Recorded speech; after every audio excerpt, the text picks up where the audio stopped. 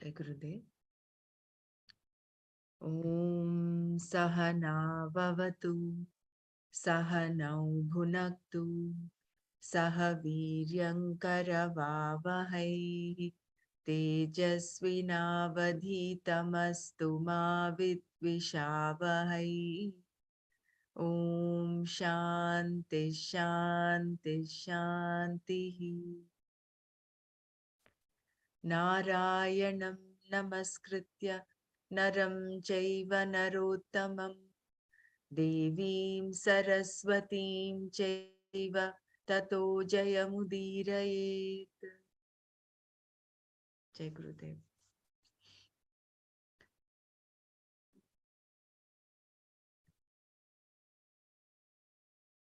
So let's each share our takeaway from today's session.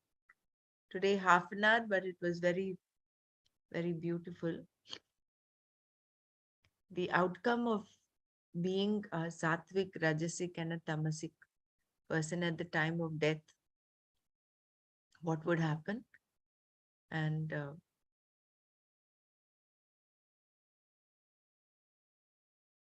how ultimately the seer sees beyond the three gunas and he sees himself as Sakshi Bhav.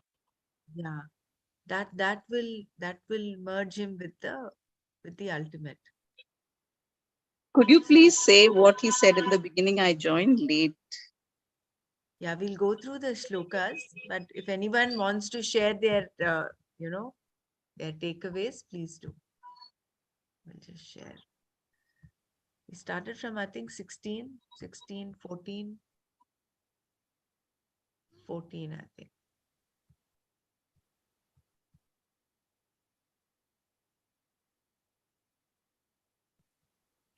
Yeah, yada sattve pravriddhetu pralayam yati deha bhrita tadottama vidam lokan amalan pratipadyate. Yada tu when sattve pravriddhe, when sattva has increased, deha bhrita, the one who obtains in the body, the embodied one, pralayam yati, goes to dissolution, that is dies, tada then, uttama vidam. Excuse me, we are not seeing the screen. Screen sharing, please. I'm not, oh, sorry. Thank you. I'm not sharing screen, no. Yeah, thank you for pointing it out. You can all see now, no?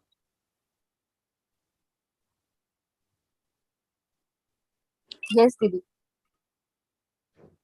So,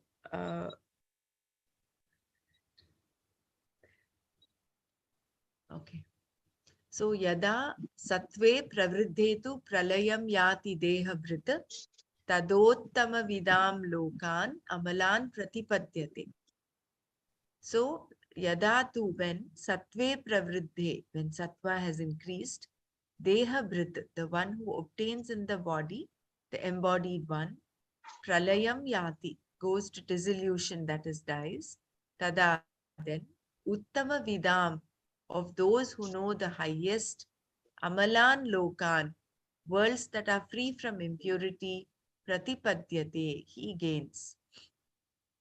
So when the embodied one dies, when sattva has increased, then he gains the worlds that are free from impurity of those who know the highest.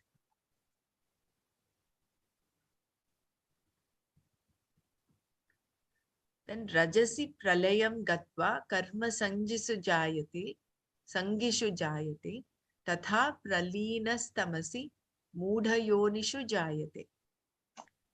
Rajasi pravriddhe, when rajas is predominant, pralayam gatva, having died, karma sangishu, among those committed to karma, jayate, he is born, tatha, so too, tamasi pravriddhe, when tamas was predominant, pralinaha, the one who has died, mudha-yonishu, in the wombs of those who have no discriminative faculty, jayate, is born.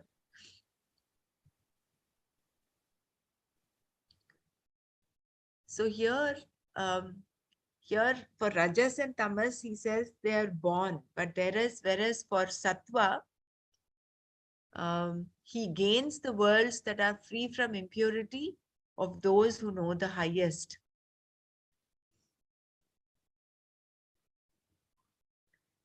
But in the previous chapters, when Arjuna asks what happens to a person who leaves the body when without attaining the highest, what happens? Bhagwan tells him he's born into people's houses who are doing good deeds, who are doing. Can we all mute ourselves, please? Thank you. Yeah. So, but here he says they move to the lokas that are highest. So probably till they take another birth, they stay in those higher lokas. There are some 14 lokas that are there, right? The 7 above the Matya, the earth, and then 7 below the earth. So probably they move to those higher lokas where I don't know whether they can, in that form, without the physical body, continue their practices. That is one question. I don't know whether that is possible, because they say sadhana is possible only in the human birth, with a human body. So that if anybody knows, please throw some light. Otherwise, yeah, because Nana. As far as I remember, Yeah. Gurudev has mentioned that even the devatas also, they have to come in the Mrityu Loka for liberation. So the knowledge and the liberation happens in the Manusha Loka. That's what I have heard Gurudev saying in different places. Hey, Gurudev. Me too. That's what even I have heard. That is only in the human consciousness can you reach that level of that jnani, that liberation. So you need to, even all the devatas, everybody has to. That's why I know that Yadvare Nikila Nilimba Parishad. Everybody is waiting at the door of the Guru for liberation. Even all the assembly of gods. So they need to come into this form. That's why they say, 1,000 jobs, whatever you are doing, leave them aside and sit for the knowledge. Because this is the rarest opportunity we have got in human form. So drop every other thing and sit for the knowledge. Jai Gurudev. Krishna has also said, no, Karpanya Dosham, that it is the highest regret having got the human birth and this wisdom, not having the desire for liberation, that is the highest loss. In chapter 13 only Bhagavan says that. So Hari Om,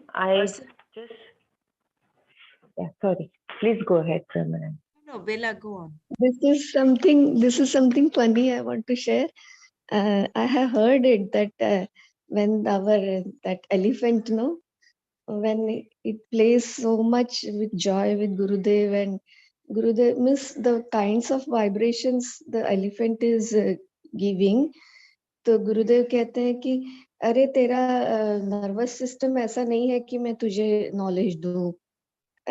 Like means the elephant is also so much overjoyed and he's so much into all the activities of ashram, but he doesn't have that nervous system to receive the highest knowledge.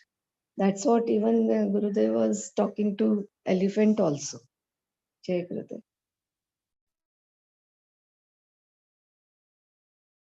Yeah, exactly the same. I wanted to share about the Maharshi's, that cow who used to come daily for listening to his discourse. And one day when she did not come, then Maharshi went to her and she was about to leave her body.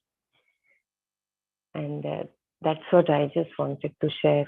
That even in animal form, there are some fortunate that they get such encounter with the enlightened one and they get moksha.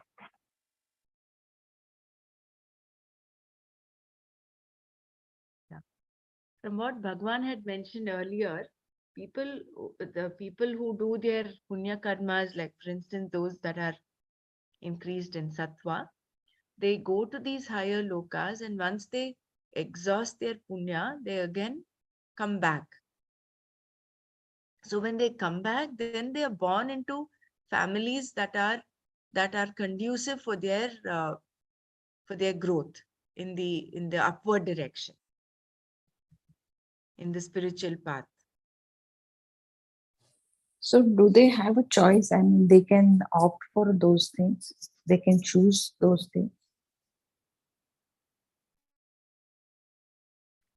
I think it is like a law, no? Automatically they'll be born. Although in the Shastra says the soul can choose their parents.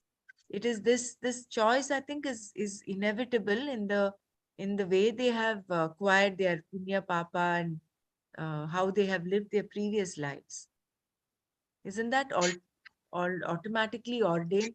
Because that is what all the other following shlokas make it clear, that a person who's in the sattva, whose highest reigning guna is sattva, then he tends to go higher up the ladder, whereas those that are in rajas and tamas, they tend to stay where they are.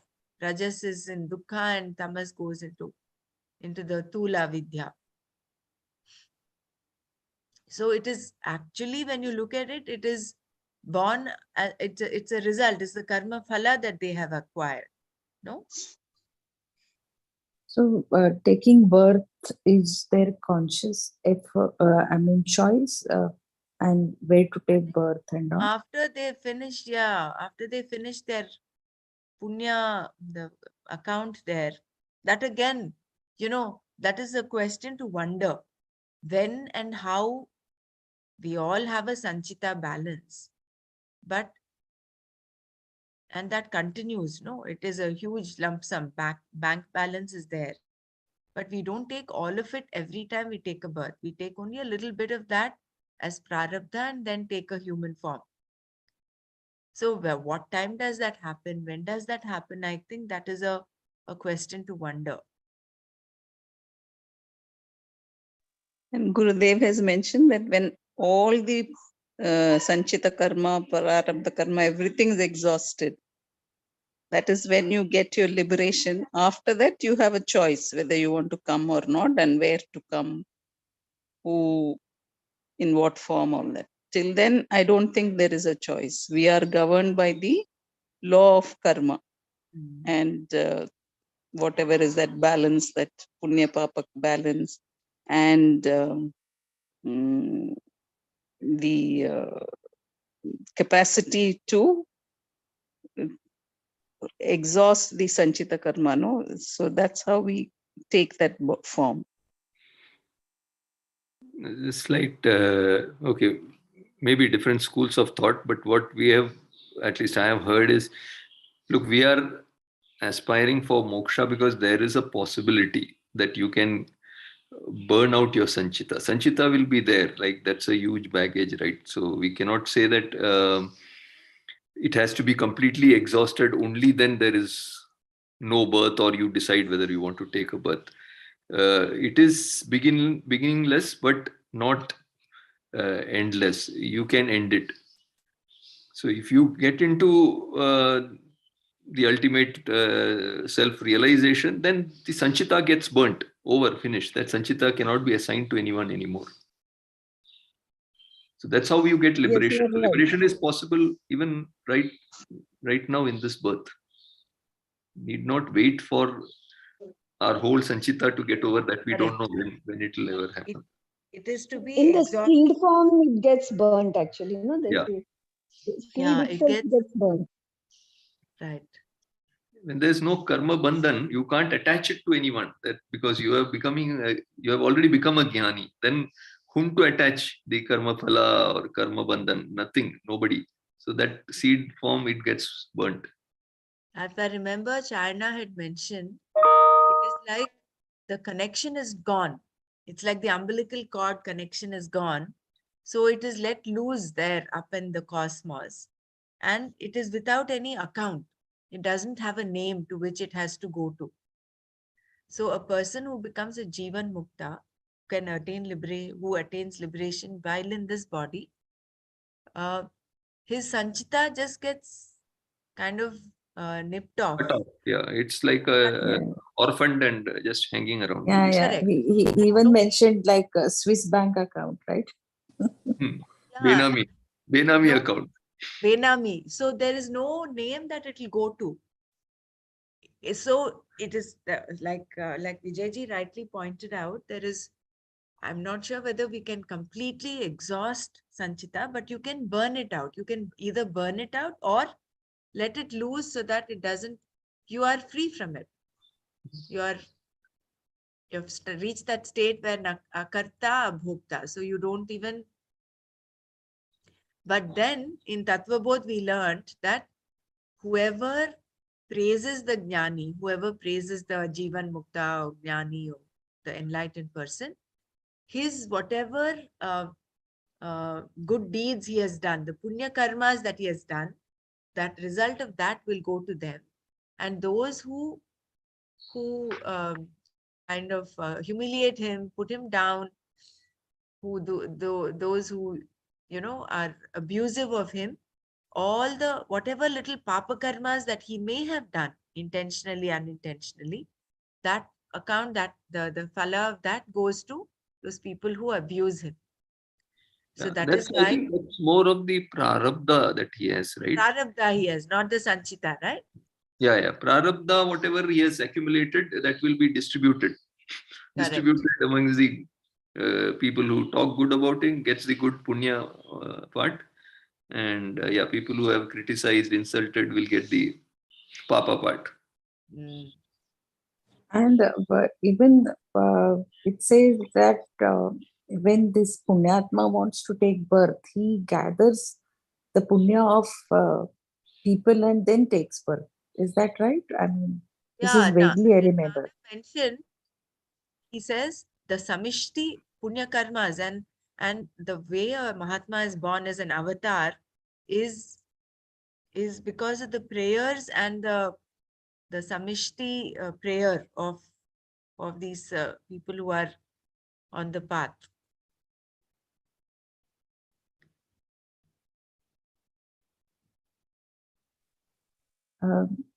My question might be a cow-raising question. And what about I was asking, like when a person dies, would he know about his Sanchita Karma, and does he have a choice, and does he do it consciously? This was my question. I think not. If we knew, then thankfully we are unaware of what our Sanchita is, what our previous lives are. So that ignorance of our previous lives. So again, the Atma will be ignorant, right? That time. Ignorant of his Sanchit Karma, his past births. Or would he know his past birth? See, knowledge of past births, as Maharshi Patanjali had said, comes from practice of, what was that? There is one practice you do, you remember all your past lives. That is like a siddhi you get. That is on the path as you're doing your sadhana, it comes to you as a siddhi. But normal people, mortal people, I don't think they remember their past lives. And after death, they may not be known. No. After death is a question mark. Like Nanaji said, maybe we should not be too much worried about our past birth or future birth. Focus on this birth and do somehow, what you can. We have been blessed to have all the right things in place, right, to pursue moksha and get it. So, Yeah. yeah. Yeah, right. That is true. So get back on track. Close the window. Close the window. You can just wonder maybe, because see, these questions are natural when you're on this journey. These are naturally, they come up, crop up. But I guess we need to use a sieve and sieve out all those that are probably not very conducive to our ascent. No? And just wonder, we have a beautiful question mark, you convert it into an exclamation mark. And you wonder, so it will not, at least it will relieve you in the mind. Otherwise, if the question mark continues, it's like a hook, it'll go on and on, kind of nagging inside. But you just wonder at certain things. Then, Unfortunately, that's what happens to me. Like, I have these questions, and then, okay, now we might say, okay, I don't want, let's not discuss this. But that question remains. Some time or the other, it pops up until it has some answer. Maybe it's through reading or so. I think what I heard, you remember like past three births or whatever, I think at the time of the death, just before you're dying, and then some when you're born, before it may come to you when you're in the fetus, as if when you're having the fetal life, then you're begging the God that I don't want to suffer again and all that. So and then you have that time you remember something like that. That's what there was some discussion in the past about that. You won't remember everything. right, Nana And had mentioned once when, Yeah.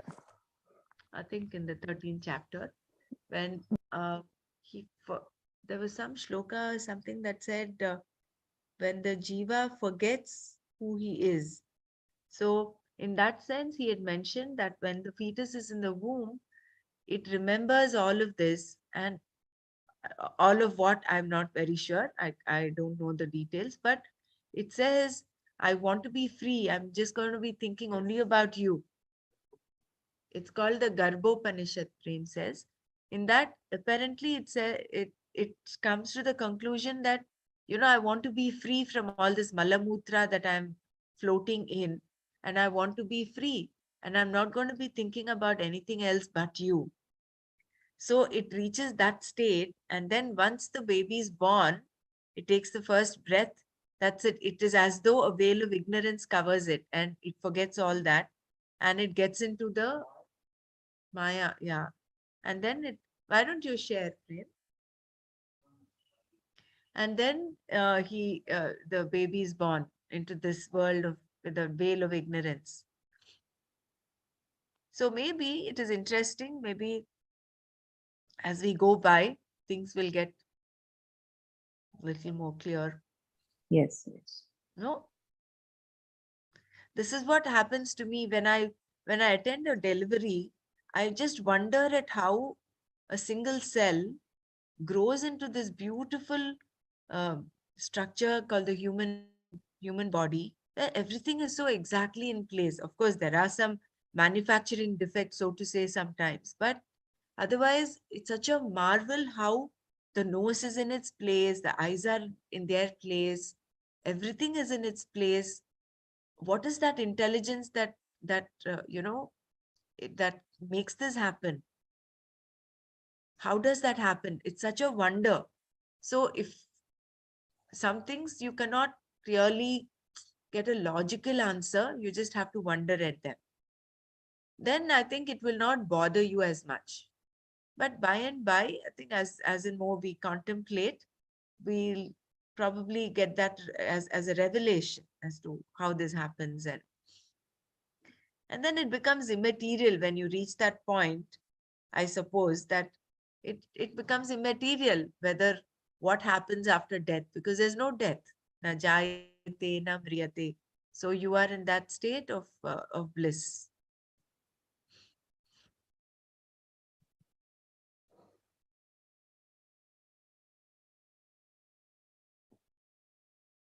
So rajasi pralayam gatva karma sangishu jayate tatha praleenastamasi mudha yonishu jayate. We've done this. No, having died when rajas is predominant, he is born among those committed to karma. So too the one who died when tamas was predominant is born in the wombs of those who have no discriminative faculty.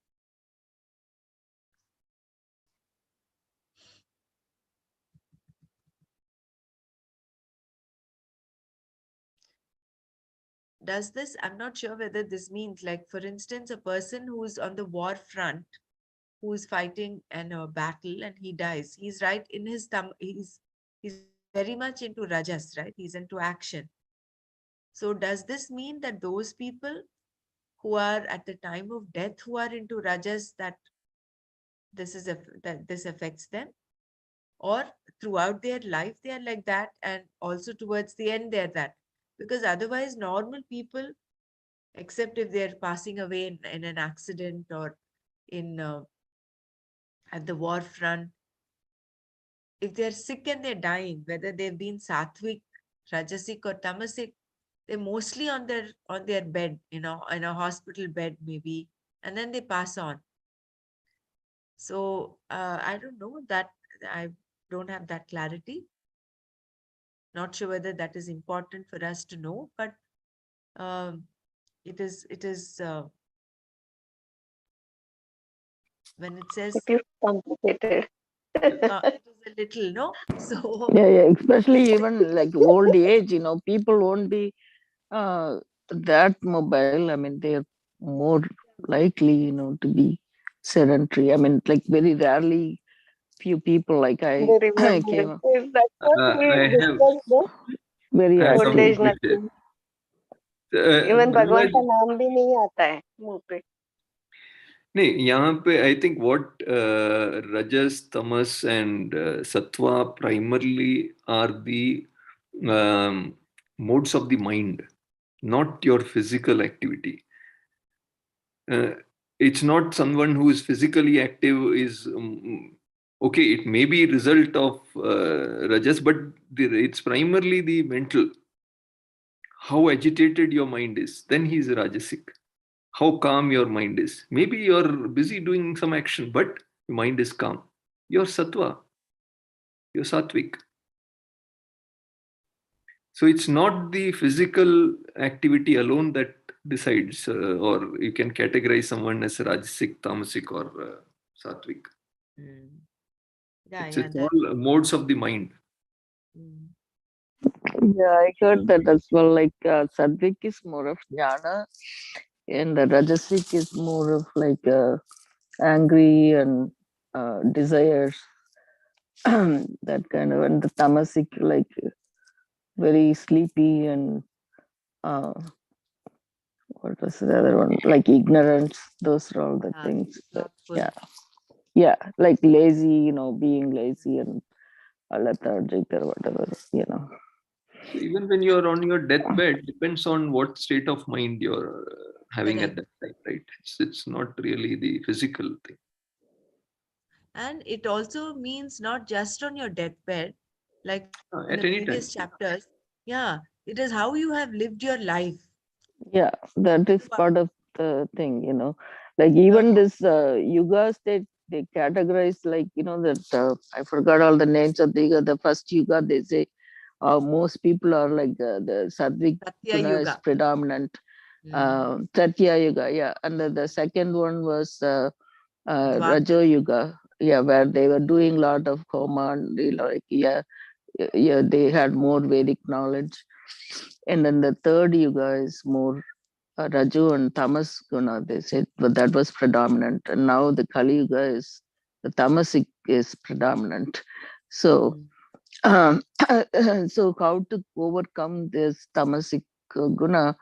That's where the Bhagavan says, somewhere I kind of learned about that one, but I don't know how much it is. Like, how we read in the previous chapter or this chapter that Bhagavan is saying, like, you do this, I mean, at least he will kind of reducing it, right? Like at least you chant your Nama Sankirtanam or something like that. to get to reach the Bhagavan, so that's how he was putting it. So for us, even the making it simpler, like I remember like karma yoga, right? Then he said, don't you submit the karma palas to God, the results of action to the God, then you attain that realization or whatever. So anyway, I forgot about that last part. So that's how it is, that those gunas. Jai Gurudev. One question I have, like when you are doing action to improve yourself, like in any field, like either performing your any physical activity or your creative activity or your this spiritual practices, if you are doing actions to improve them, does it fall in the sattvic or is it the rajasic, this thing? Like you are striving to improve yourself in any of the fields, either you in the physical activity or in the spiritual activity or the creative, like painting, drawing, these things. Is it rajasic or is it sattvic action?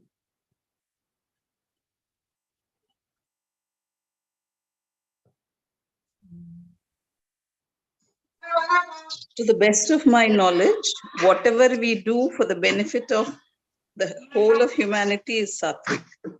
That includes you as well. And whatever you do with only for yourself, that is the rajasic. And the tamasic is, it neither benefits you nor the society. So that improvement that you're undertaking, what is the purpose of that? So if you do sadhana properly, more religiously, and all that, yes, sattvic, it will improve your sattvic level, right? But if you are enhancing something, maybe personality development, something for doing better in your business and your profession, a little bit maybe on the rajasic side, right? Besides, it all depends on the final outcome or what you're doing it for, intention, probably, what you call it. What's the intention behind as it, right? long as there is that knowledge attached to it, knowledge of the self, that would mean it is more towards sattva. So here, although they've mentioned sattva is connected to knowledge and pleasure, the knowledge that is meant here is not material world. It's not the empirical world knowledge. It's not knowledge of mathematics or science and all that, or even creative arts. Maybe the knowledge that is meant here is the self-knowledge. So if your activities to improve yourself are coupled with this knowledge, then I think it will be considered as a sattvic thing.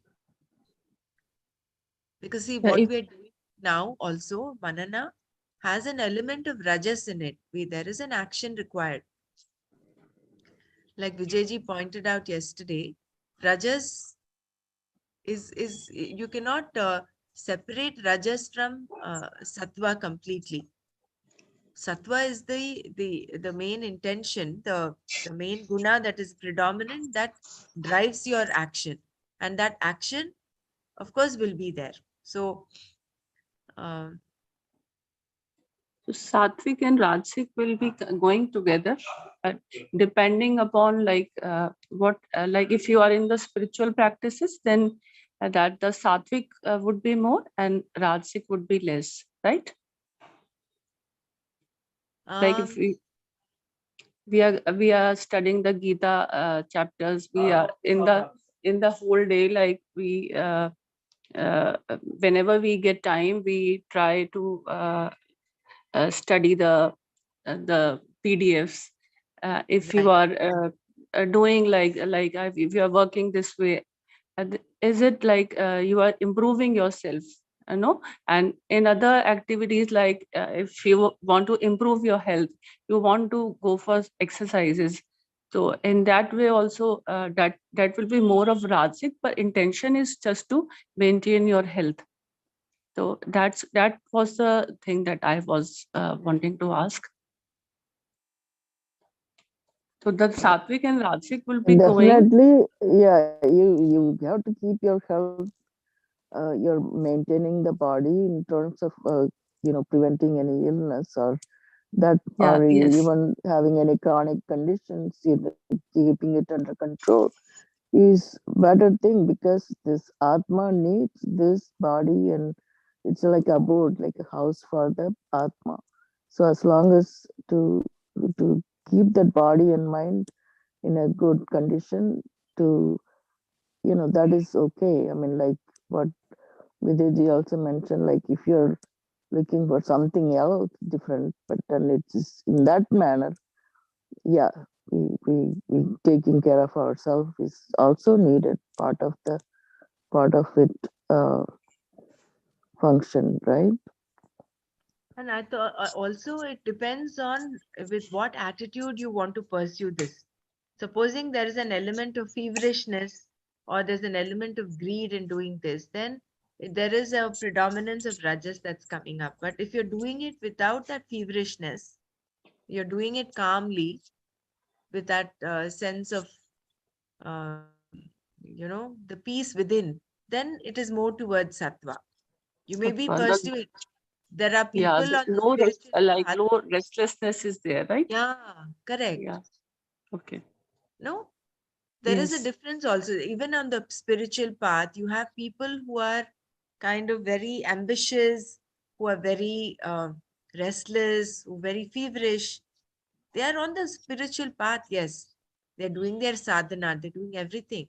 But in their mind, there is that element of feverishness. That again will tilt it towards rajas. Rajas. Okay. So It's only the attitude of the mind attitude. will Yeah. decide. Yeah. Oh, thank you. Yeah. Karmana sukrutasyahuhu satvikam nirmalam phalam rajasastu phalam dukkham ajnanam tamas phalam. Sukrutasya karmanaha, for the good actions done, phalam, the result is satvikam. Satvika connected to sattva. Nirmalam, and pure, free from any distress. Rajasaha tu, but of rajas, phalam, the result. Dukkham is pain. Tamasaha phalam, the result of tamas, ajnanam, is ignorance. They say that the result for the good action done is sattvika, connected to sattva, and nirmala, pure, a result that is free from any distress. But pain is the result of rajas, and ignorance is the result of tamas. This is the Tula Vidya, that Mula Vidya everybody has. Even the Sattvic person has Mula Vidya, whereas the ignorance is a result of tamas, is the Tula Avidya. Sattvat sanjayate jnanam rajaso lobha eva cha pramada mohau tamaso bhavato jnanam eva cha. Sattvat, from sattva, jnanam, knowledge, sanjayate, is born, rajasaha evacha, and indeed from rajas, lobhaha, greed, pramada mohau, apathy and delusion, tamasaha bhavataha, are from tamas, evacha, and also ajnanam, ignorance. From sattva is born knowledge, and indeed from rajas is greed. Apathy and delusion are from tamas, and so also is ignorance.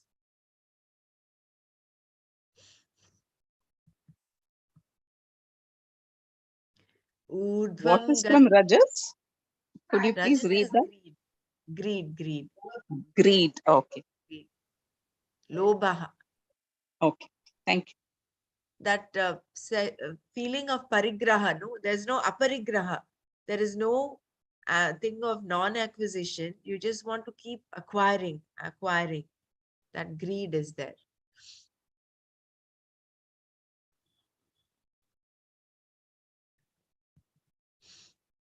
Urdhvam gachanti sattvastaha madhye tishtanti rajasaha jaganya gunavrittastha adho gachanti tamasaha.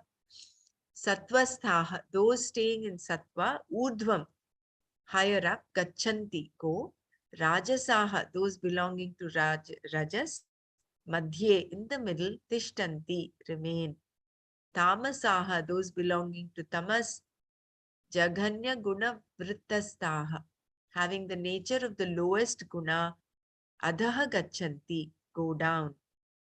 So those staying in sattva go higher up, those belonging to rajas remain in the middle, and those belonging to tamas, having the nature of the lowest guna, go down. That is why we say, you feel uplifted. You feel uplifted when you're doing these practices, when after you finish doing your kriya and meditation, you feel very elated, uplifted, light. And so that is what sattva goes. It goes higher up. And those that belong to rajas remain in the middle. I'm reminded of the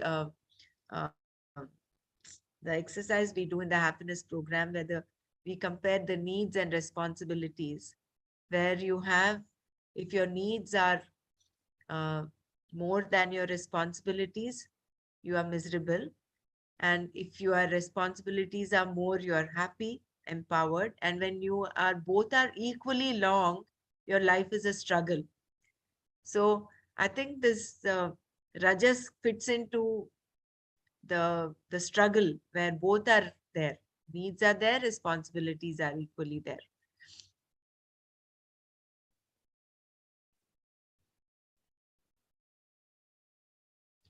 Nanyam gunebhya kartaram yada drashtanupashyati gunebhyascha param veti madbhavam sodhi gacchati. Yada, when, drashta, the seer, gunebhyaha, apart from the gunas, anyam kartaram, another agent, na anupashyati, does not see, cha, and gunebhyah param veti, knows himself as beyond the gunas, saha, he, madbhavam, my nature, adhigacchati, gains. So when the seer does not see an agent other than the gunas, and when he knows himself as beyond the gunas, he gains or understands my nature.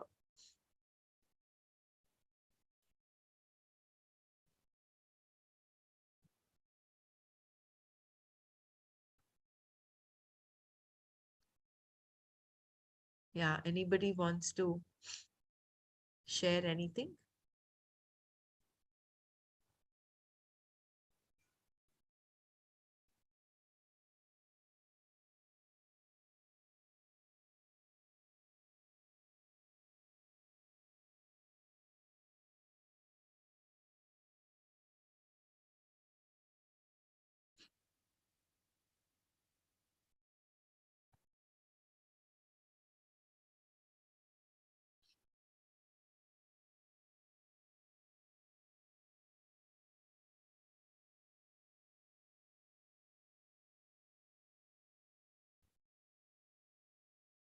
So, giving it a figurative twist, the sattva, rajas, tamo gunas, it is like, I'm just giving a very, an example that just cropped in my mind. If the gunas that we're born with is like maybe a pond filled with mud, or a glass or a tumbler which has mud in it, the more mud it has, the whole water is very muddy. It is like tamas. But when you start stirring it, the mud seems to be settling down, but somewhere there is still that murkiness about it. But sattva is when all the mud has settled down and you only have clear water. So all our the spiritual path and all the sadhana that we do is to purify ourselves more and more so that we ultimately are like that crystal clear. But then ultimate realization is again seeing yourself beyond the gunas. You are apart from the gunas, because ultimately gunas are nothing but born of prakriti, born of maya. So they are as though covering us, as though affecting us. But you are gunatitaha ultimately.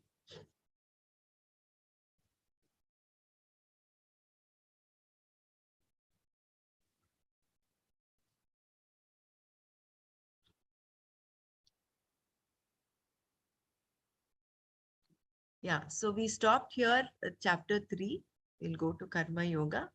So yesterday, Bhagwan very nicely, Swamiji very nicely spoke of how Arjuna was using the words as though, eva, rather than directly accusing Krishna of confusing him. He says, your words as though are confusing me. And so Arjuna was not accusing Krishna of confusing him, nor did he say that his words were contradictory. Instead, he said that Krishna's words seemed to be contradicting themselves, and therefore Krishna seemed to confuse him. This means that Arjuna did not think that Krishna was confusing him, only that this was how he perceived it. So he took the onus on himself. He didn't put a blame on Bhagwan. He says, my perception is that I have not understood what you have taught because you seem to praise knowledge. So moksha is not produced by karma.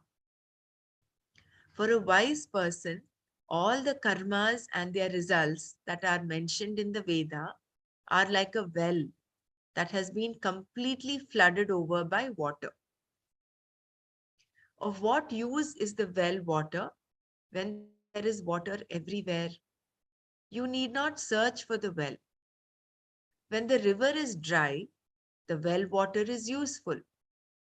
But when the river is overflowing and the well is underneath it, you are not going to go looking for the well because it is not going to be of any use to you. Similarly, for the person who knows himself or herself to be full, free from limitation, of what use is an object of security and happiness except for its empirical value? This was how Krishna had praised the wise person.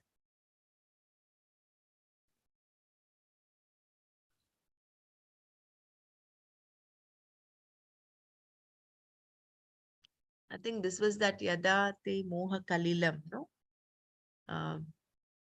After that, yamima pushpitam vacham in chapter 2, this is what Bhagwan had mentioned. What is use of a well when the river is already flooding and it is completely flooded? The well doesn't have a meaning. It doesn't have its significance Yes, there. that No? word is upan something. I forgot that. Let me find the book.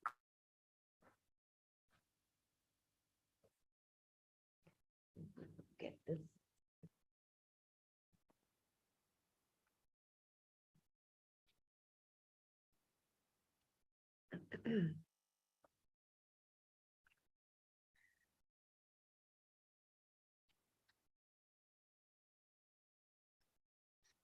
यावानर्थ उदपाने सर्वतः संप्लुतोदके तावान सर्वेषु वेदेषु ब्राह्मणस्य विजानतः. That is the shloka. Yeah, udapane, that's what I was saying. Udapane. Right, udapane. Before that was yamima pushpitam vacham pravadat prabadantya vipaschitaha Yeah, yeah, that's vedavadarata partha nanyadastiti vadinaha.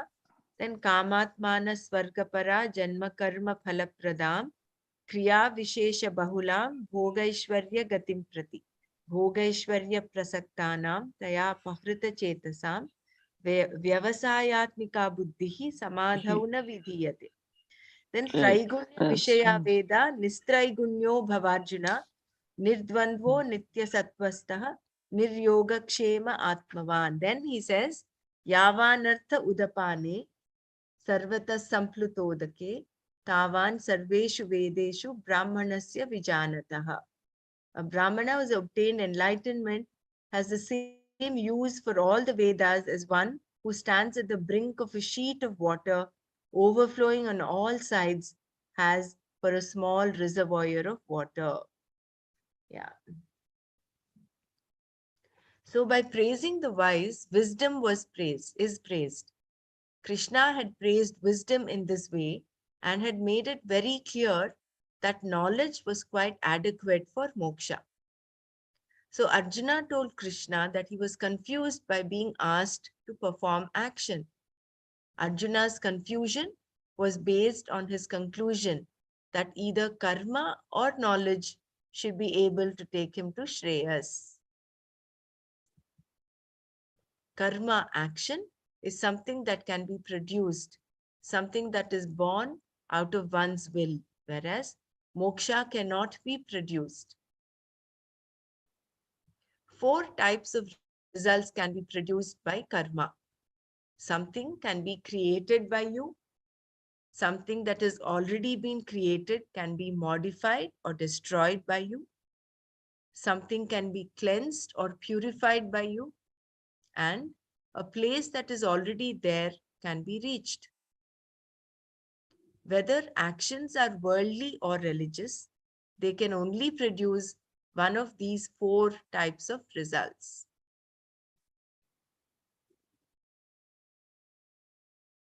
So they can, one is something that you can create. Like you're, creating, maybe you are, a cooking dish will not come into this. Something that can be created by you. I'm just trying to look at examples. I don't know whether we can say create a baby. Or maybe just create a picture, maybe a painting, some creation that you've done. a painting or ceramic or whatever. Yeah, or making jewelry. Something that has already been created can be modified or destroyed by you.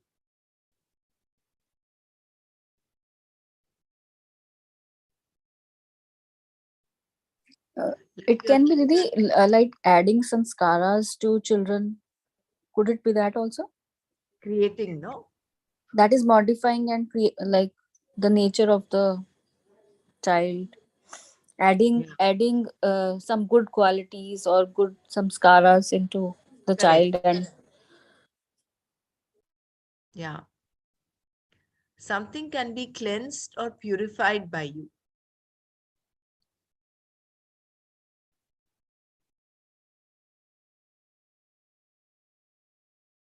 Like maybe when you're cleaning up your place, you're cleaning up your house, you're cleaning up your own system, your breath,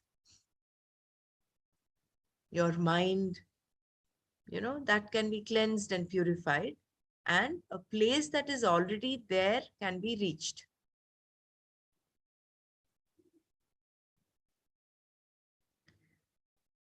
That is, we're talking about, I don't know whether this means that a place that is already there, whereas which is, the self is already there and you're reaching the self. I'm not sure whether this can be considered there, but let's read further.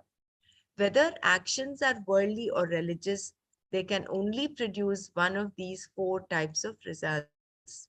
Here, however, we are talking about moksha, which cannot be produced. If it could be produced, it would be lost also. If, for example, moksha could be achieved by purifying the Atma, it would take no time at all for the Atma to become impure again. You would have to scrub it every day. Nor can the Atma be reached because Atma is myself. So this last the action is not reaching the Atma. So that I was wrong there. And a place that is already there can be reached.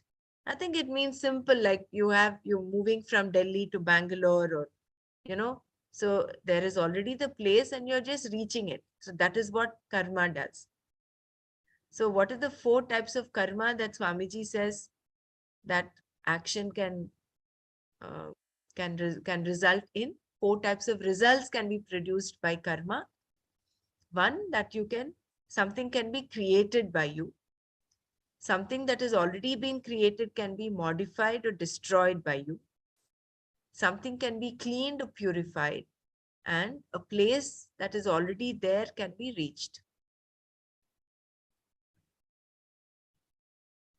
I'm not sure whether we can simplify this in saying, when you create a dish, when you cook a dish, you are kind of creating it, and then you modify it. If there is some less salt or more salt, you modify it, and then something can be cleaned or purified by you. It is like, I don't think we can create anything, because exactly. we need something, right? And which is already there. Out of that only we can create, isn't it? We're only doing modification. We're not Yeah. creating anything. We can create like the atmosphere around us with our positivity. We can change the environment. Oh? Yeah.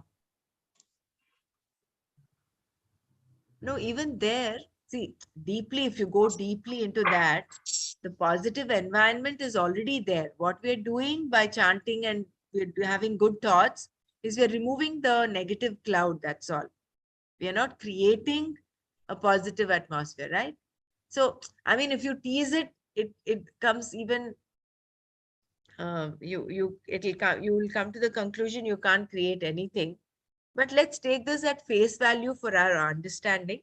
The main import here is that moksha cannot be produced as a result of any karma, because moksha is what you already are. So for that much of understanding, if we can have, then I think we can move forward, isn't it?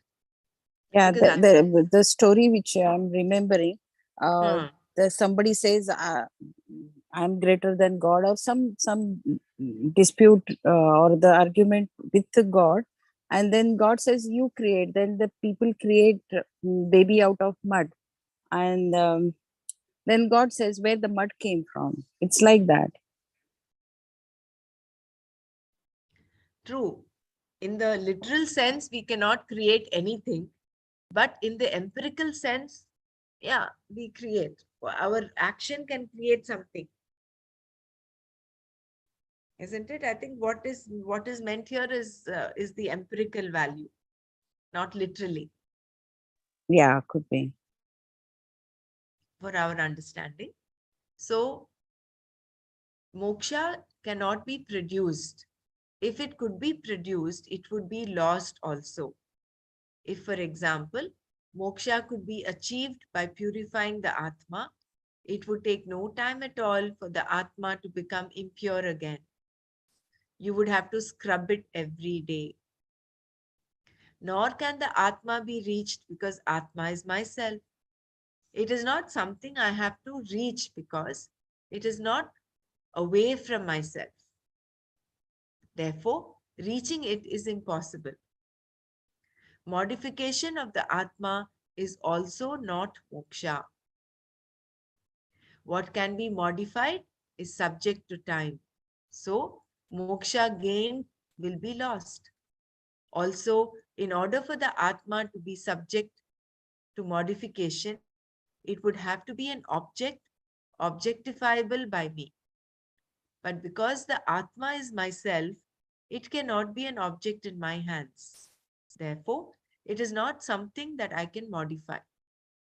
The self is already accomplished and moksha is identical with it. But Krishna was asking Arjuna to do karma. Therefore, Arjuna asked him to settle on one or the other, either knowledge or karma. If it was to be karma, he wanted to know why. The nature of knowledge.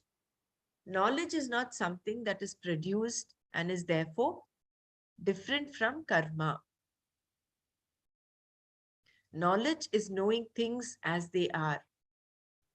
To know that an unclean object is unclean or that a clean object is clean is knowledge, jnana. To know an untruth as untruth or as a truth as truth is also jnana. To know the real, satya as satya, is jnana. And to know the unreal, mithya as mithya, is also jnana. Because knowledge is as true as the object, it is not dependent upon your will. I cannot decide that this is how knowledge should be. I can only see the object as it is. Nor can knowledge be modified by my will. The will can set you up to pursue knowledge, but it cannot interfere in the perception of an object. This being the case, jnana and karma are two entirely different things. Arjuna wanted Krishna to tell him whether knowledge or karma would liberate him. Tell me whether I will gain shreyas by karma or by knowledge. Tell me which one will do it. Do not tell me that knowledge is all right and karma is also all right and that I can go this way or that way. Supposing you go to one teacher who tells you that you should perform karma. Then you decide to go to another teacher for a second opinion, just as you might if a doctor you have consulted recommends surgery.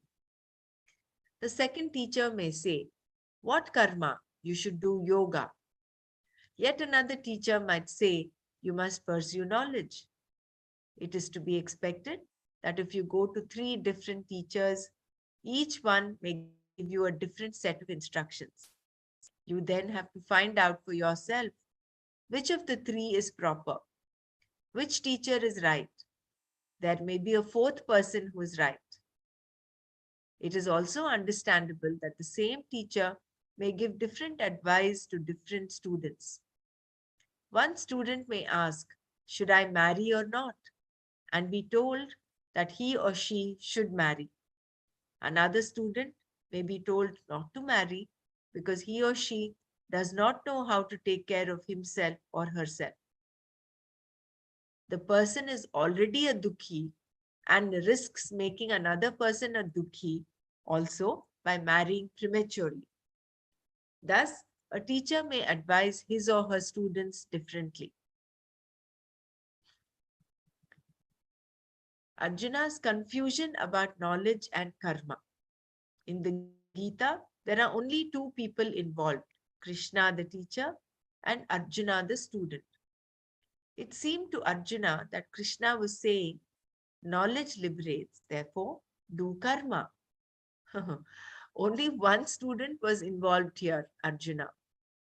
It looked as if he was being told, knowledge is okay and karma yoga is okay. Arjuna was therefore understandably confused by Krishna's seemingly contradictory words.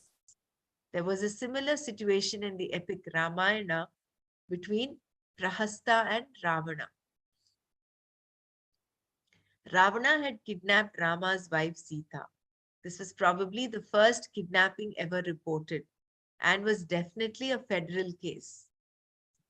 Rama, who was a king, took the case into his own hands. When negotiations for Sita's return were unsuccessful, Rama declared war on Ravana. Ravana had a minister, Prahasta. Summoning him, Ravana asked, "Prahasta, what do you think? Should I give Sita back to Rama? I think we are inviting trouble by keeping her here. To which Prahasta replied, yes, Maharaj, you should give her back, because we are definitely inviting danger by doing otherwise. We will all be destroyed. Hearing this, Ravana became very angry and said, are you saying that we will be destroyed by this Rama, a mere mortal, an ordinary human being? Are you telling me, Ravana, who has 10 heads and great powers, that this puny little Rama is going to destroy me? Never, Maharaj, never, Prahasta replied. Rama is a nobody. He has only 2 hands and 2 legs. With his bow and arrows, what can he possibly do to you? Then Ravana said, but I am told that this Rama is not an ordinary mortal. Prahasta's reply came promptly. He said, Maharaj, do you know what I have heard about this Rama? They say that he is an avatara, an incarnation of the Lord himself, and not an ordinary mortal. Growing even angrier, Ravana asked, do you think that Rama and Lakshmana with these monkeys can beat us? We can beat anybody. When I am the Lord of the 3 worlds, are you saying that these 2 are going to destroy me? Never, Maharaj, Prahasta replied. How can these 2 fellows with their monkeys do anything to you? Ravana then said, but I am told that the monkey Hanuman is a very powerful fellow. Maharaj, there is not only one Hanuman, Prahasta responded. There are thousands of monkeys. Some of them are as great as Hanuman.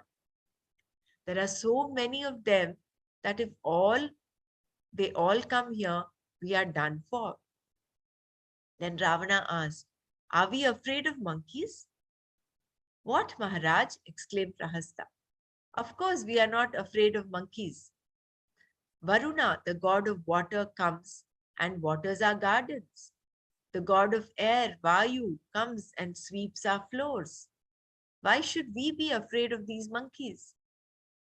It would seem that Prahasta had read a book equivalent to How to Win Friends and Influence People. The advantage of being a Prahasta is that in every cabinet reshuffle, his name always appears on the top of the list because he says yes to everything. So the whole story that Swamiji is telling us about Prahasta and Ravana is that Arjuna was therefore understandably confused by Krishna's seemingly contradictory words. There was a similar situation in the epic Ramayana between Prahasta and Ravana. So they were like contradicting one another, but Prahasta was like saying, nodding yes to everything that Ravana was saying.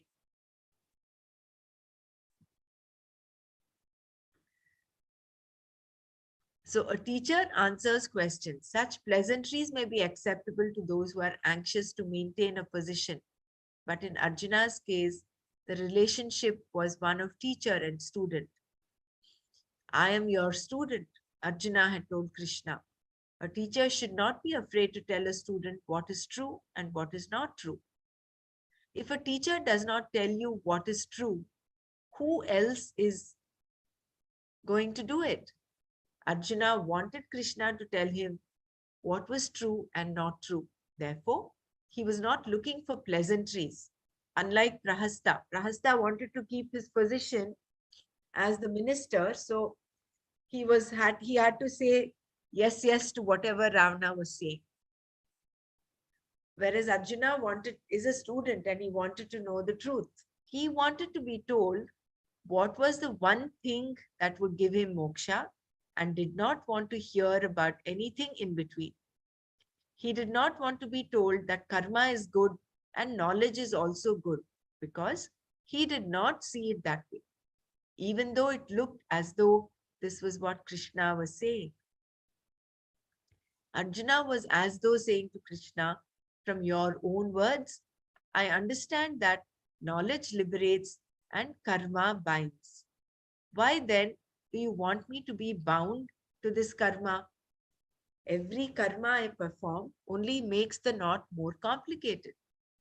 If I am to resolve this knot, this tie to samsara, a life of limitation, for which I need and want moksha, then I need to pursue knowledge. But you are asking me to act. Therefore, you must have something in mind. Please tell me what it is, because I do not understand.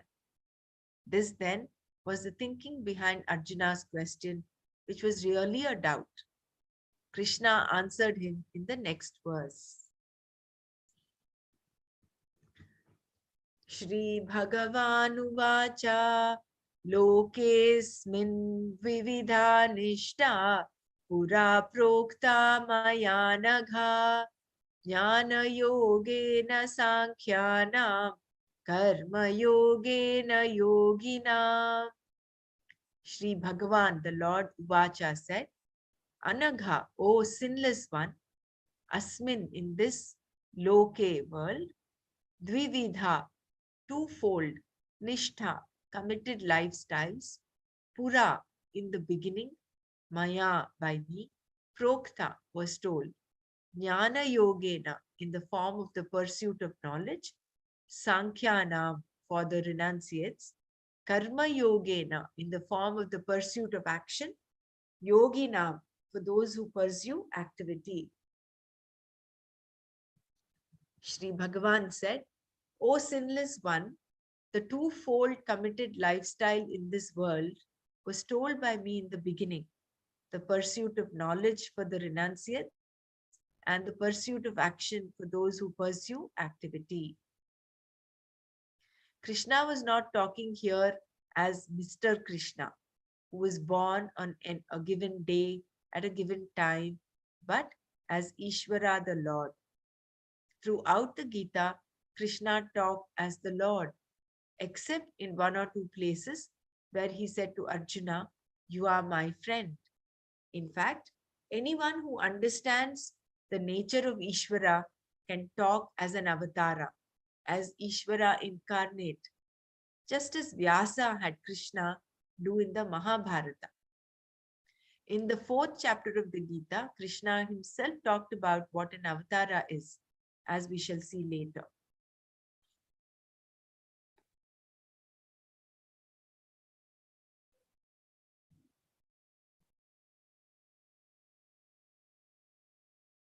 So this one, anyone who understands the nature of Ishvara can talk as an avatara, as Ishvara incarnate, which means all enlightened masters, enlightened beings and souls are in essence like an avatara, right? Yeah, very true. So Ramana Maharshi, Adi Shankaracharya, Aun Gurudev, all of them are like avatars. Yeah, Gunatit, they are all. They're in that universal set of the Atman, Paramatman. Here in this verse, Krishna said that in the Veda, the twofold Nishtha was expounded by him. Nishtha means a committed lifestyle. For example, a person who is committed to the practice of japa, chanting the Lord's name, is called Japa Nishtha. And when performing austerities, tapas, as the emphasis in one's life, the person is called Tapo Nishtha. One for whom the pursuit of Brahman is the Nishtha is called Brahmanishta, and Jnana Nishtha, one whose commitment is to knowledge. In this verse, Krishna said that one of the Nishthas or lifestyles he revealed to the world in the beginning is for the Sankhyas, the Sannyasis, and is in the form of Jnana Yoga, meaning that knowledge is the means. Knowledge is the means for the Jnana Yogi who is a Sannyasi because he has no karma to do other than the pursuit of knowledge in order to gain moksha. The other Nishtha, Karma Yoga, is revealed to the world in the beginning is for everyone else, Karma Yogis. Krishna then revealed the twofold Nishtha to Arjuna. The word Sankhya means knowledge and is also used in the Gita by Lord Krishna to mean sannyasa, the life of renunciation. Those who are committed to knowledge are called Sankhyas. And the knowledge that is unfolded so clearly by all the Upanishads, the subject matter referred to as Vedanta, is called Sankhya. The only topic that Vedanta deals with is Atma is Brahman. Therefore, Sankhya means Brahman, and what is unfolded by the Vedas, by the Vedanta, is called Sankhyam Brahma. Because the knowledge of Brahman is called Sankhya, and those who pursue that knowledge are also called Sankhyas, we find in the Gita that the word is also used as a synonym for sannyasa, the lifestyle of renunciation in which knowledge alone is pursued. Because Arjuna wanted Shreyas, moksha, Krishna told him about this twofold nishtha. Moksha is clearly the end in view, and the nishtha is a means to this end. The nishtha is twofold because there are two different groups of people. One group is called karma yogis or just yogis and includes everyone who does not live a life of renunciation. For these people, there is karma yoga, whereas for the sannyasi, there is jnana yoga. These two styles are in accordance with the 4 stages of life found in the Vedic culture, which is Brahmana, Kshatriya, Vaishya. No, sorry, that's not what I meant. Brahmacharya, Grahastha, Vanaprastha, and Sannyasa. These are the ashramas, the 4 ashramas. The first stage is called Brahmacharya Ashram, wherein the person lives a studious life with learning as the main focus. The Brahmacharya Ashrama prepares one for the next ashrama, the Grahastha Ashrama or marriage. In Chandogya Upanishad, we read that Svetaketu spent 12 years in the Gurukula, which he joined when he was 12 years old. So, the first 24 years of one's life is the first stage of the Brahmacharya Ashrama.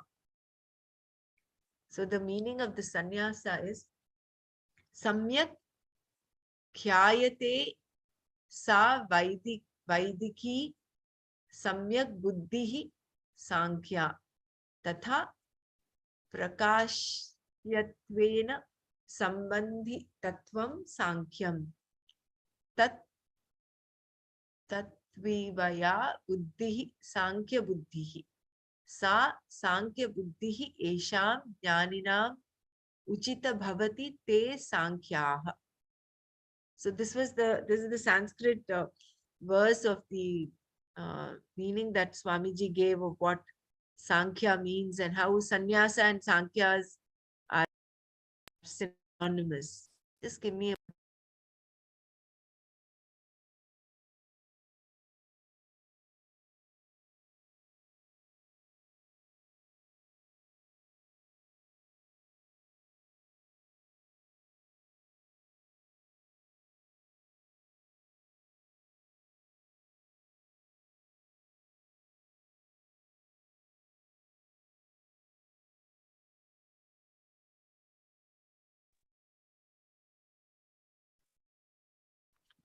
The second stage of life, Grihastha Ashrama, where being a householder and raising a family is the primary focus, prepares one for the third stage called Vanaprastha Ashrama. In this stage, a person remains married, but husband and wife live as friends rather than as a married couple. The person continues to perform the various rituals enjoined by the Vedas for householders, but withdraws from worldly activities and lives a contented life. The Vanaprastha Ashrama prepares one for the 4th and final stage of life, Sannyasa, a life of renunciation. Sannyasa is the best retirement plan there is because you do not require money for it. You simply renounce whatever you have. Renunciation is possible at any stage. Arjuna, who was in the Grahastha Ashrama, wanted to renounce. He wanted to go. He did not want to go through the intermediary stage as a Vanaprastha. To remain as he was meant that he would have to remain a Grahastha for a length of time and then take permission from his wife to move on to the Vanaprastha Ashrama. None of which would, nor was it necessary to do so. For the day a person wants to get out of any of the first three ashramas, it can be done. When one discovers the readiness, the dispassion in oneself, on that very day, one can take sannyasa. There is a Vedic sanction for it. The Sannyas Ashrama is a stage in life where one is absolved from performing all karma. One is freed from all duties in order to pursue knowledge. This pursuit is all that is to be done. Therefore, the person must already be a jnani or want nothing but knowledge. Types of sannyasa. Anyone wants to say anything, please unmute and say. I'm just going on. But if you want to stop somewhere, please go ahead. Types of sannyasa. There are two main types of sannyasa. For a person who is already a jnani, there is vidvat sannyasa, a sannyasa taken because of knowledge. The person has knowledge and therefore there is nothing more for him or her to do in the world. No obligations whatsoever. If the knowledge has been gained in any of the other three ashramas, Brahmacharya, Grahastha or Vanaprastha ashrama, the person can take to the Sannyas Ashrama directly, taking Vidvat Sannyasa, so that he or she is no longer obligated.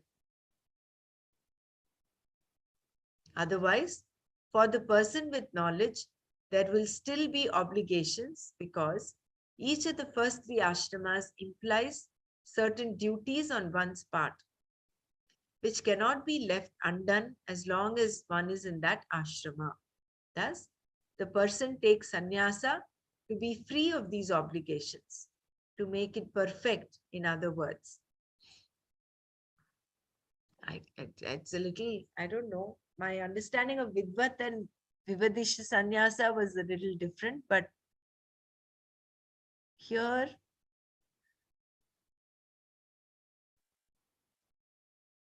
so a person has knowledge and there is nothing more for him or her to do in the world.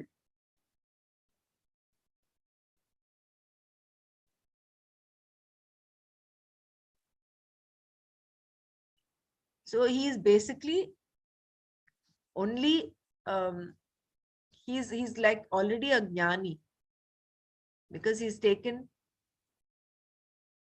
a sannyasa taken because of knowledge. The other main type of sannyasa is called Vividisha Sannyasa and is meant for knowing. This sannyasa is for those who desire to know the self, Atma, as Brahman. The person knows exactly what is to be done. He or she has heard that this Atma is Brahman and wants to know it. Such a person is not interested in anything else and has a certain viveka, discrimination, with reference to the real and the unreal.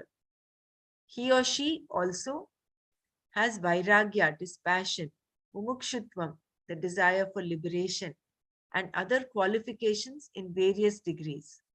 And with these qualifications, the person takes to the life of sannyasa called Vividisha Sannyasa.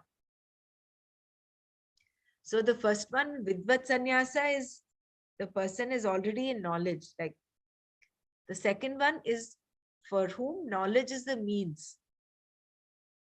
He is on the path. He still has not attained, has not gained that knowledge completely. There's a third type of sannyasa called Apat Sannyasa.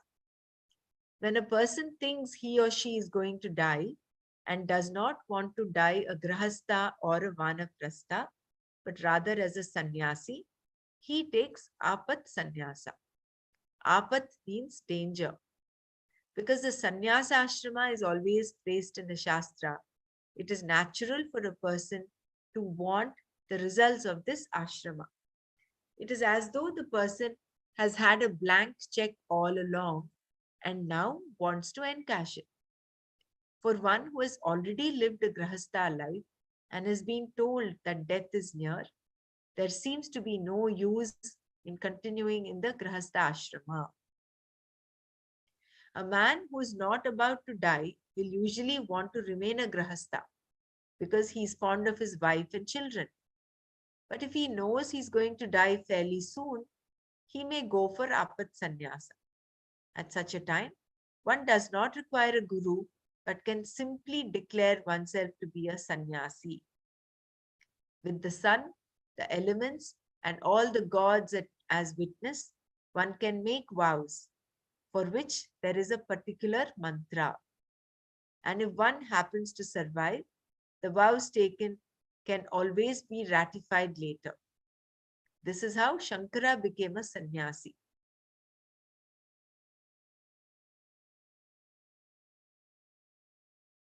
So there are three kinds of sannyasas. One is Vidvat Sannyasa, Vividisha Sannyasa, and Apat Sannyasa. How Shankara became a sannyasi.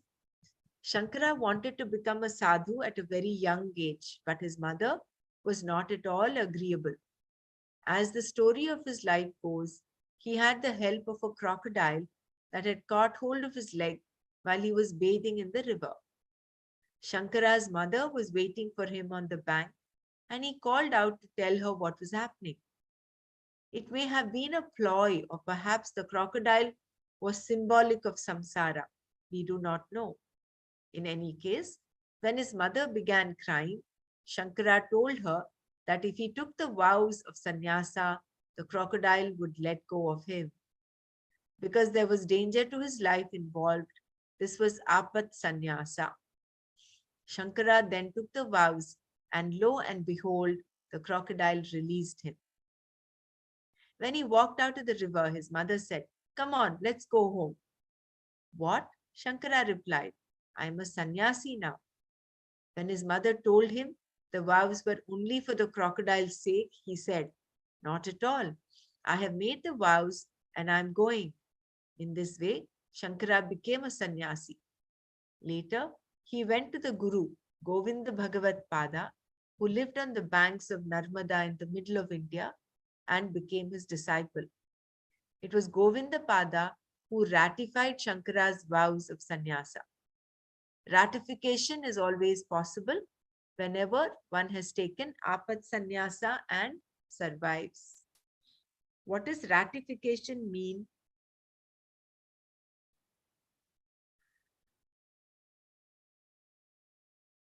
Confirmation, maybe? Yeah, I'm just checking. Ratify is sign or give formal consent to a treaty, contract, or agreement, making it officially valid. That is what is ratification.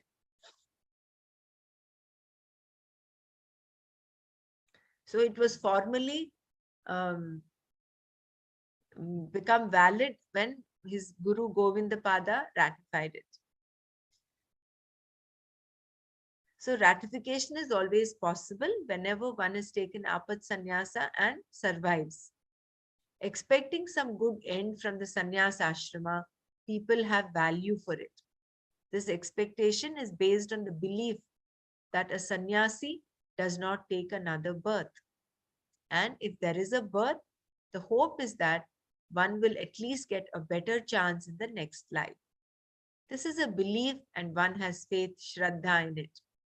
A person may be born into a family where he or she can start life as a sadhu, so that directly from the Brahmacharya stage, he or she will become a sannyasi and not a grahastha. Thus, those who have become sannyasis this way may have been Apat Sannyasis in their previous life.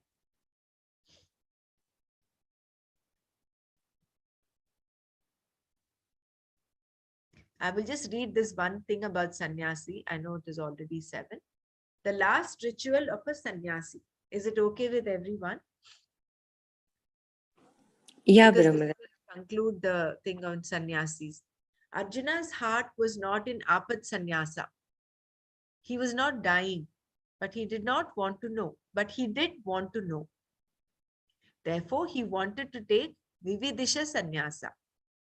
In sannyasa, one gives up all karmas for which there is a special ritual, the last fire ritual that a sannyasi performs. You may see a sannyasi doing a puja, but you will never see a sannyasi sitting around a fire performing a Vedic ritual. Such a person has been freed of all obligatory fire rituals, of all karmas, in fact. A sannyasi's last fire ritual is one in which all karmas are given up. In this ritual, the sannyasi bids goodbye to all the ancestors to whom there has been an obligation. Father, mother, grandfather, grandmother, great-grandfather, great-grandmother, then rishis and devas. The person taking sannyasa says that self-knowledge will be pursued to the exclusion of all else, asks for the blessings of the paternal and maternal ancestors, and takes a vow of abhaya, a vow not to harm any living being, including trees and plants. The sannyasi also vows to be a non-competitor in this world and all others, thereby becoming a person who does not compete for the sake of status politically, economically, or socially. Knowledge is the only interest for the sannyasi. Having taken these vows, the sannyasi takes a few symbolic steps towards the north, the direction that stands for moksha. South stands for death. Thus, Lord Death, Lord Yama, is a sadhana. This symbolism may be based on the polar attraction in the north. Death never attracts you, whereas freedom from death does. Moving towards the north in search of moksha, having discarded all clothing, the sannyasi is called back by the guru, given a set of simple clothing, and asked to serve and continue studying with the guru. This then is the ritual of sannyasa, be it either Vidvat Sannyasa or Vividisha Sannyasa. Both are mentioned by Shankara in his commentary. In Vidvat Sannyasa, one may or may not take sannyasa formally. The main aim is that by knowledge, one gives up all karmas. The knowledge is that I am a non-doer. I perform no action. This is what is called Naishkarmya, the state of actionlessness. I perform no action at any time because Atma, which is I, does not perform any action. Nor does Atma cause anyone to perform action. I am not a doer in spite of all the actions I do. This knowledge is real sannyasa as described Jnana Karma Sannyasa. For the sake of this Jnana Karma Sannyasa, one takes to the lifestyle of sannyasa pursuing self-knowledge. The other Nishtha, Karma Yoga, is for all those seekers in the other ashramas. So we'll take up purpose of Karma Yoga tomorrow. This is quite exhaustive, no? The whole thing about sannyasa, describing different kinds of sannyasa, how knowledge is different from karma, and what are the results, the 4 results that karma can give. That is, you can create something, you can either modify or destroy that has already been created, or you can reach some place that is you haven't reached. And what is the third one?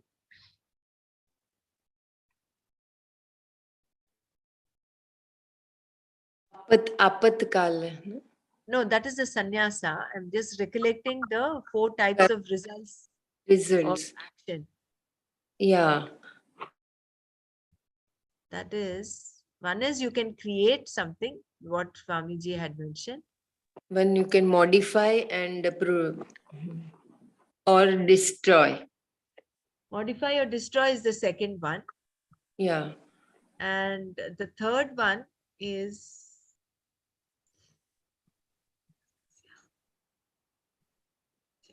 you can reach there. The destination is.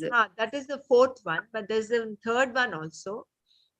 Yeah, something can be cleaned or purified by. That is the third one.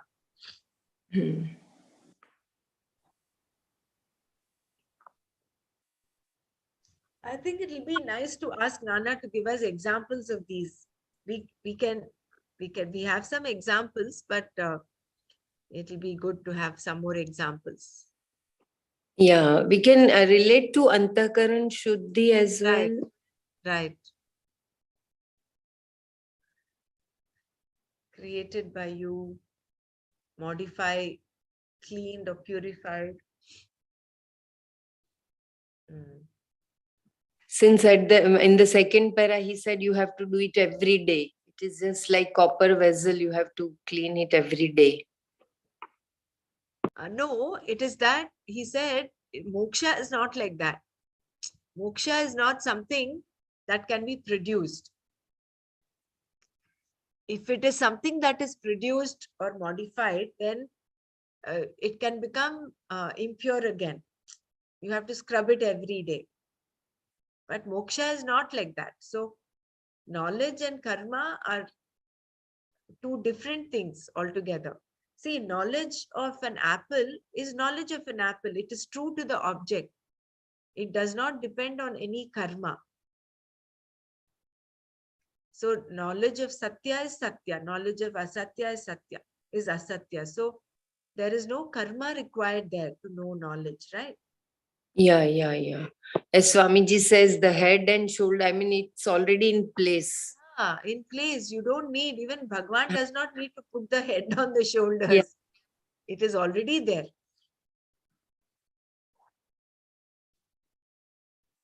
So, but there are 4 different ashramas. Sannyasas, a Sannyas Ashrama is for those who have renounced.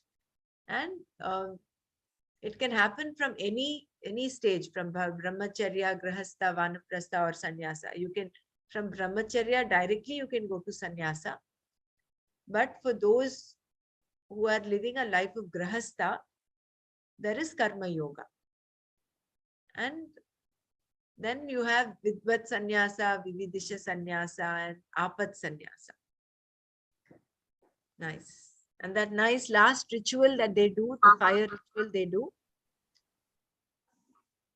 And maybe that's why they don't cook also, right? They ask bhiksha. Yeah. Is that a sannyasi do? Maybe. Yeah, the sannyasis renounce everything. Because they don't cook with Agni. So they don't do that. They ask for bhiksha. They renounce money, everything. That is total renunciation. So well it is explained, no? I mean, if it is so beautifully. So again, a person who is ill prepared to take sannyasa takes to sannyasa, it's going to be very difficult for him.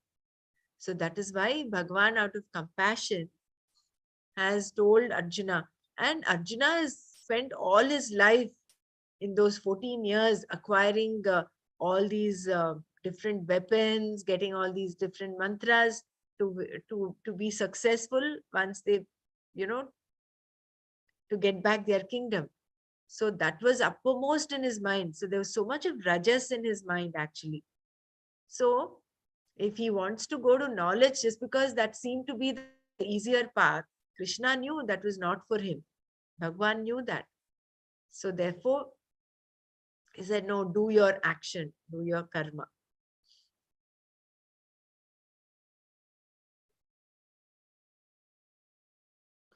But maybe those people who have become sadhus at a very young age in this birth, they were Apat Sannyasas in the last birth. Yes. They required that validation, that ratification is happening now for them. Correct. Even Swami Vivekananda. Even Ramana Maharshi, he was barely 12 or 16 when he took to sannyasa. He just left his house and then went away into the caves to meditate. And only after a while, some boys who were playing there happened to see him. His body was already kind of riddled with all those worms. He didn't have that body consciousness at all. So he had to be brought back. So all these examples are of those that have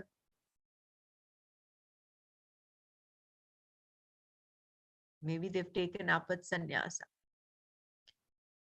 before. And all these people again, now it's a good correlation between the 14th chapter and this, is they have done enough to increase their sattva. Therefore, they took to whatever they've taken in this life.